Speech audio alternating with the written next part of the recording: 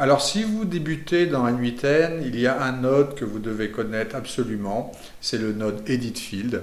En effet, c'est le node qui va vous permettre de réaliser des transformations simples sur vos données, que ce soit des renommages de colonnes, que ce soit des additions de colonnes, des suppressions de colonnes, des selects, des edits.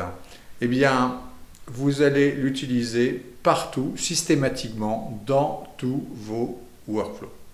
Donc je vous propose qu'on couvre 100% des fonctionnalités de ce node et je vous propose qu'on le fasse tout de suite sans perdre de temps.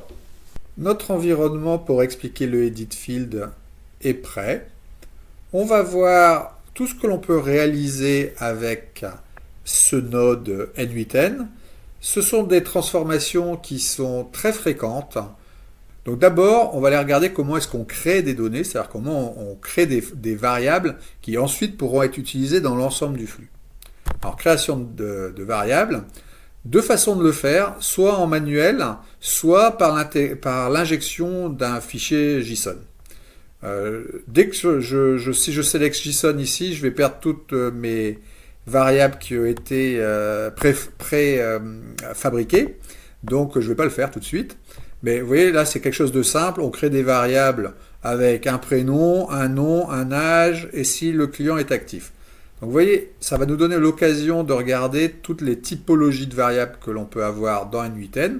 Donc on a de la variable texte, ici du nombre, ici un booléen, donc vrai-faux, un tableau de données, des données structurées sous forme d'objets, donc c'est-à-dire un ensemble de typologies tout à fait différentes les unes des autres que l'on intègre dans un objet JSON. Et enfin, des données binaires, par exemple un fichier image, un PDF. On a créé cet ensemble. Si on voulait en créer d'autres, c'est pas compliqué. On va dessus, on choisit et on met divers. Voilà, et c'est une texte. Voilà. Et du texte, eh bien, ça va être divers aussi. C'est divers et c'est divers. On exécute et on récupère nos données. Alors vous voyez que là, ici, c'est crochet, ça signifie que c'est un tableau, un array. Et ici, à l'intérieur, c'est du JSON. Et donc, c'est toujours pareil, le JSON, c'est une clé, une valeur. La clé, c'est les en-têtes de colonnes, pour ceux qui sont plus familiers avec Excel. Et d'ailleurs, on peut le voir, hein, vous avez une table de données. Ici, dans le cadre des présentations sur N8N, vous avez le schéma. Alors, vous allez pouvoir tirer des champs dans un autre node. La présentation sous forme de table, là pour le coup, il n'y a qu'une ligne. Ou alors le JSON, qui vous donne le détail clé par valeur. Donc voilà, là on a créé des variables qui pourront être prises dans un nouveau node. Je vous montre tout de suite comment on le fait. On va ici. Ici, on va recréer un autre node, le fameux Edit Text, ce qu'on est en train de regarder. Hop.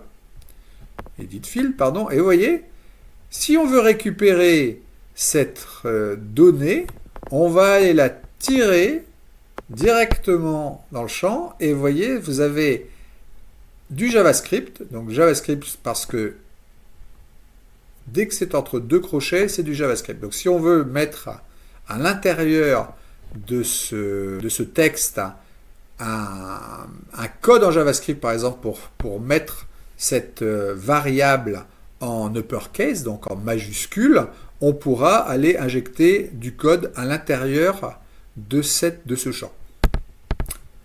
Donc là, pour le coup, j'ai laissé tel quel, je vais le changer, et on va l'appeler prénom, on va l'appeler name, par exemple. Et quand on va exécuter le step, vous voyez qu'on aura transformé le prénom en name ici. Donc on a simplement fait un renommage de variable par un step très très simple. J'espère que c'est clair. Maintenant, on va voir quelque chose d'un peu plus complexe. On va partir d'une table de données. Donc cette table de données ici, ça pourrait être un fichier Excel, ça peut être un Google Sheet, ça peut être une table d'une base SQL Server, peu importe. Là, pour le coup, j'ai généré cette donnée à partir de code en JavaScript, mais simplement pour ne pas avoir à faire une intégration d'une table Excel, c'est la même chose. Vous voyez, ici, je vais générer un ersatz de table client dans SAP. Alors pourquoi est-ce que je fais ça? Simplement parce que SAP, ça vous sort des en-têtes de colonnes en allemand et en allemand technique. Donc autant dire qu'il vaut mieux aller faire une transformation pour ne pas perdre directement ses utilisateurs. Là, pour le coup, voilà ce que ça donne. Donc je ne vous ai pas menti. Alors, je vais scroller un peu dessus. On a tous ces champs qui correspondent à la table client qui sont complètement imbuvables. Donc il va falloir aller réaliser des transformations. Mais au moins on a généré cet output qui viendrait d'une table SAP. Donc là pour le coup on va les renommer. Je crois que je suis un petit peu trop petit, voilà. Renommer, déplacer, changer les types de colonnes. Donc vous imaginez, vous avez intégré cette table, maintenant vous voulez aller la transformer, il va falloir faire un mapping. Donc là pour le coup, on a fait comme tout à l'heure, on a tiré les champs les uns après les autres et on va aller changer leur nom, mais on peut aussi aller changer leur typologie. Donc par exemple, ici, si j'ai une donnée, vous voyez tous ces petites lettres devant, c'est la typologie. Donc ici, vous voyez que c'est du texte. Là, c'est du texte, mais avec une valeur qui est un nombre. Donc ce qu'on veut, c'est que cette valeur-là, elle soit typée texte. Là, c'est très simple. Vous allez simplement aller faire un drag and drop ici de total. On va aller l'appeler total CA pour le chiffre d'affaires. Et ici, au lieu de mettre la valeur sous forme de string, on va la mettre sous forme de number. Donc on aura réalisé à la fois un changement d'entête, un renommage de colonne et un changement de typologie. Ce qui est intéressant aussi avec N8N, c'est que vous pouvez faire cette opération. C'est-à-dire, vous pouvez, je vous montre d'abord ce que ça donne. Voilà notre output. Donc on a ressorti, je le mets sous forme de table. Voilà, nous avons nos clients et vous voyez, les en-têtes de colonnes ont été renommés les uns après les autres. Ça c'est parfait. Maintenant, ça peut être intéressant de pouvoir récupérer les champs d'origine. Je ne sais pas, par exemple, parce que vous avez fait une traduction, donc vous voulez aussi garder les champs techniques en allemand pour X ou Y raison. Si je fais ça, là, je récupère tout. Vous voyez, j'ai récupéré à la fois les champs d'origine et les autres champs. Donc j'ai dupliqué les champs. On continue. Donc voilà, ça c'était le plus important. C'est vraiment de voir comment on fait cette opération de manuel mapping. Hop. Donc maintenant, on veut accéder à un enregistrement d'une table. Là, pour le coup, on va imaginer avoir, par exemple, des factures. Une table des factures, ou une colonne des factures. Et là, on va vouloir aller sélectionner une ligne particulière de cette table. Là encore, j'ai généré cette fois-ci un tableau. Donc, ça peut être ce type de structure que vous récupérez d'une base de données, d'un fichier utilisateur. Donc là, on va dire un tableau. Donc ce tableau-là, on va se dire, on veut peut-être aller récupérer une facture bien spécifique qui va être par exemple celle-ci. On va aller chercher le troisième enregistrement de cette table à colonne unique. C'est plus facile, je crois, quand on le voit en JSON. Vous avez la colonne et là vous avez les différentes lignes en fait qui apparaissent là. Et moi je veux aller récupérer par exemple la première ligne. Donc comment est-ce qu'on fait pour réaliser ce type d'opération? Eh bien c'est assez simple. On va sortir d'ici, on reprend un nouvel edit field. Donc on a nos factures qui sont en entrée avec les différentes lignes qui sont là et on va vouloir aller récupérer la facture. Là vous voyez vous avez la facture 0. Donc dans un tableau, si vous faites du Python par exemple, vous savez que dans un tableau, vous commencez à la ligne 0. Donc la première ligne c'est la ligne 0. Il faut juste bien retenir cela. Là j'avais déjà préformaté une recherche pour aller chercher le code numéro 2, c'est-à-dire la troisième facture. On est ici. Facture 2, c'est-à-dire troisième facture. Et on va aller récupérer cette ligne. Si j'exécute le step, vous voyez, on ne récupère qu'une seule ligne du tableau. Comment on a fait? Je vous le disais tout à l'heure, tout ce qui est à l'intérieur des doubles accolades, c'est du JavaScript. En JavaScript, pour aller récupérer dans un tableau une occurrence du tableau, une ligne du tableau, on va aller mettre son numéro de ligne entre crochets. OK? Donc quand on exécute le step, on a récupéré ça. Maintenant, on peut dire, ok, j'ai récupéré dans le tableau la troisième ligne. Mais à l'intérieur de la troisième ligne, moi, ici, ce que je veux récupérer, c'est le deuxième élément, le numéro de facture, par exemple. Donc moi, je vais aller récupérer ce numéro de facture, le 51 978, je fais comment?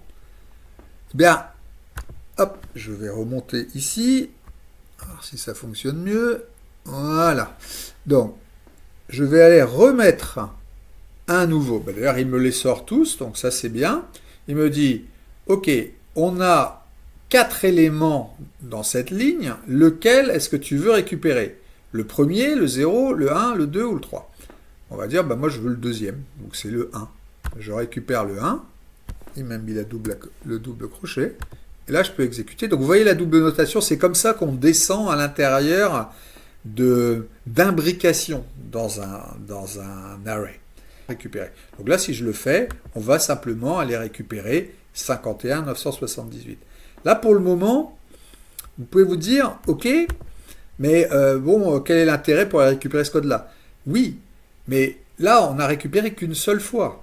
On n'a récupéré que pour une seule facture. Il faut imaginer, par exemple, dans une boucle où vous avez 150 factures différentes et dans tous les 150 enregistrements du tableau, vous allez vouloir aller récupérer cette information de numéro de facture sur les 150 factures. Donc ce code-là va toujours être le même, et ici, on ira simplement avoir une variable qui ira dire, écoutez, là je commence sur la facture 0, 1, 2, 3 jusqu'à 150. Ok, donc là on a vu quelque chose de très très important, c'était l'accession à une table. Et enfin, on va aller faire un peu de JavaScript, et donc là je vais récupérer les informations de notre table SAP transformée. Donc là, qu'est-ce qu'on veut faire? On se dit, bon, on a toutes ces informations qui sont là et on voudrait aller créer une nouvelle entrée dans une table. Un champ concaténé. Donc comment est-ce qu'on fait ça? Je vais rezoomer pour que ce soit plus clair. Je l'ai déjà dit 2 fois, mais je recommence, parce que autant être vraiment précis là-dessus.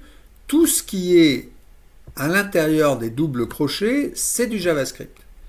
Alors, c'est vraiment bien, parce que JavaScript, c'est un langage pour le web qui est assez puissant.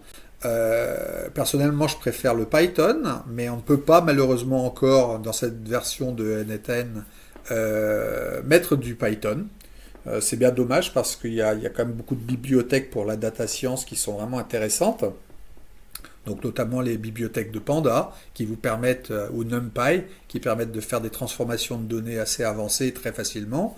Bref, en tout cas avec ChatGPT aujourd'hui, c'est assez simple. Si vous voulez faire quelque chose de particulier, vous dites, voilà, moi, voilà mes données en entrée, et je voudrais, en l'occurrence ici, aller récupérer la rue, faire un retour à la ligne, ici rajouter en plus à côté le nom de la ville, et dessous le pays.